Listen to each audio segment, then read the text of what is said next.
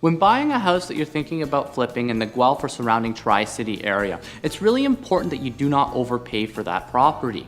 Most flippers will make their money on a good purchase and buying a house under market value. If you overpay for that property, you're setting yourself up for failure. A lot of flippers in our marketplace will use the 70% rule. And how this rule works is if you looked at what you think the after renovation value of a property is, you shouldn't pay more than 70% of that minus whatever it's going to cost you to renovate the home.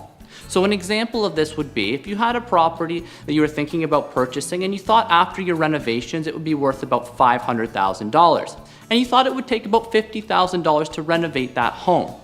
Then you would take the $500,000, so the after renovated value, times that by 70%, which would be about $350,000, and then subtract your renovation budget of $50,000, which would leave you with $300,000.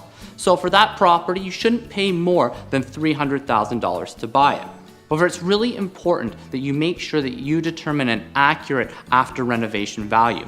This is where a lot of flippers make a mistake. They overestimate what that house is going to be worth when they go to sell it, and that dramatically cuts into their profits.